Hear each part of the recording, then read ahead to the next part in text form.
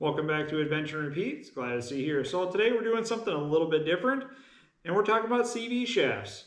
In case anybody's wondering how they go together, how to take them apart, and what does it even look like on the inside, here it is right here. So I had a couple extra CV shafts laying around, and I thought this was a perfect time to explain and show what there is in them. So normally you have your CV shaft ends with, one boot on the inside, and normally this cup is on the other side just like that with a boot in between. So pretty simple and easy what you're seeing right here. And normally if you had your boots taken off, it would look just like this. So if we took our boots off, big side over there, take that off, take the small side off, we'd have a simple cup like this, just that and that. You'd see the cup where it spins around in here. This side actually moves freely. With the boots off, this side just actually pulls right out. So the only thing actually keeping this CV shaft in is the actual boot itself. That is the only thing keeping that together. So if you actually have lifted trucks, things like that, you actually hear about the boot pulling out.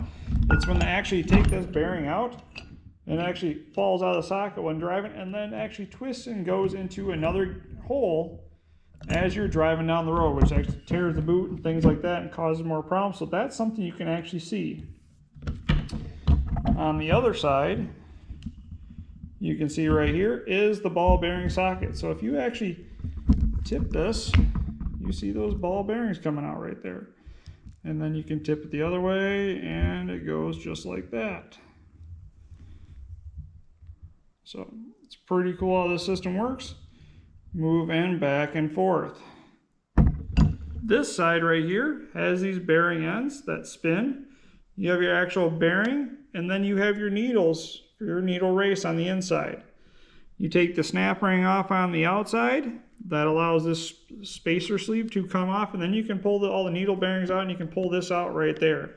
So if that snap ring ever broke or that sleeve ever broke, this thing's going to come apart and it's not going to be any good anymore. So if you ever want to take those apart, that is how to do it right there. You can see on this if there's ever wear or problems, it'd show up on the surfaces. If you ever need to get this off of the shaft itself, there's a snap ring on the end. You open that up and that will pop out and then expose the shaft end itself, so you have just splined ends on each side of the shaft. It's actually a pretty cool little system. So as you can see with the shafts, they're actually tapered down right there. That is there to accommodate splining and also to create a shear point. So if the shaft is ever going to shear, it's going to shear at the end and not in the middle and create two dangerous pieces. It will just create one dangerous piece and the other side will free float. So that is why they design it that way, not just for weight savings. It's meant to be for strength and a shear point on the shaft system itself. To get this cup removed or get the shaft out of this cup, you have that snap ring that's right there. It is kind of an awkward one. You actually have to open it up, and when you open it up, that allows you to pull the spline shaft out of the end. So you can see right here that pulls out and that allows you to slide it off. This is what it looks like when you actually have it fully disassembled. You just use some snap ring pliers to open it up and that will allow it in. So if you ever had to reassemble, you just simply take this and just cram it on the end of the shaft because it's tapered, and that will pop into place in its seat. So that little snap ring in that groove is the only thing keeping this cup together from falling out of this shaft. So that is where most of the work is getting done. It's just a tiny little snap ring, but it's actually kind of an amazing little thing.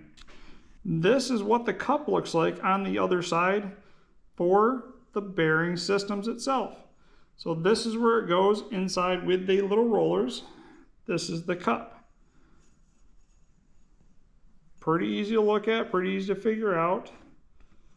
And you can see actually where it's wore out or where it is getting all the wear. That's where the clean spots are. It's just a big cup machined out, and you can see the spaces where it was riding on there and wearing out on the surface itself. It's got a little bit of an indentation, but that's all it is. That is just a cup. Very simple. There's nothing too crazy about this cup itself, but that's what that is. On the other side, the cup where that bearing system rides, this bearing has a cage and then your ball bearings. So the ball bearings all ride right here around this and they are kept in place by the cage. The cage goes where all the ball bearings go inside this, kind of like that, all the way around. That's why you see it in that cup system. So it is a pain in the butt to get these bearings out of this cup, but this is what the cup looks like. You can see the shiny surfaces is where the cage was riding on throughout it. And then you can see the light lines right through the middle of it. That is where the ball bearings are riding on and touching. So that's what this cup looks like. This is actually a pretty high-end machine piece of end material here. So it actually takes quite a bit of work to CNC this cup for that to ride on.